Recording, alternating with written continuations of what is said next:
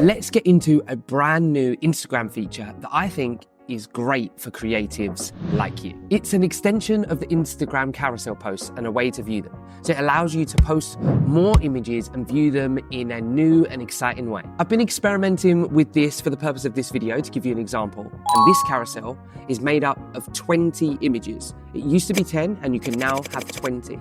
And also in the first 2 images, I've added a little note that says press and hold and scroll to view. This example shows you a way of adding a kind of movement to the viewing of your carousel. So let me quickly show you what you need to do and break down how it works. First, to add 20 images, you follow the same carousel process that you have been following, but you can now add the additional amount, which is 10 more.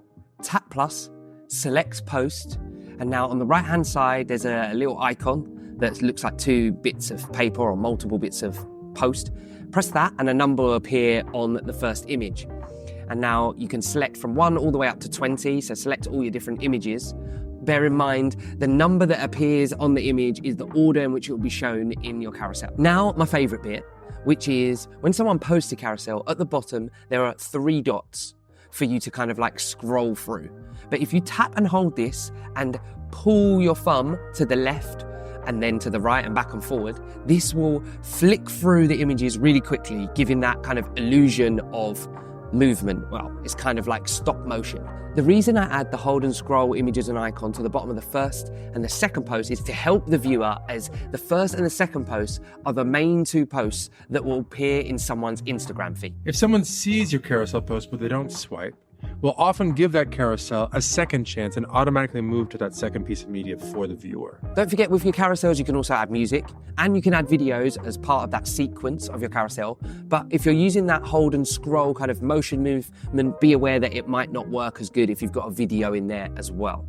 And additionally, they've also allowed you to be able to remove one of the posts in the sequence of your carousel, even after you've posted it, if you make a mistake or you don't want one in there anymore. One of the great things about this feature is it creates a new, creative and engaging way for us to think about how we want to create and present our carousels. With that, just that little tweak, it allows us to think about how maybe movement can start to come into this carousel post. This will get people engaged and get people scrolling back and forward between your posts to kind of see the posts and that movement. And now it's your turn to create this carousel scroll post. And if you want to see an example of how it works, head over to my profile and give my post a look. Feel free to leave any comments, let me know your thoughts, and tag me in any posts you create. I'd love to see what you come up with. Thanks for watching. I hope this tutorial has inspired you to get creative. I'm Ray, this is Simply Create. Thank you for watching. Until next time, keep creating. Peace.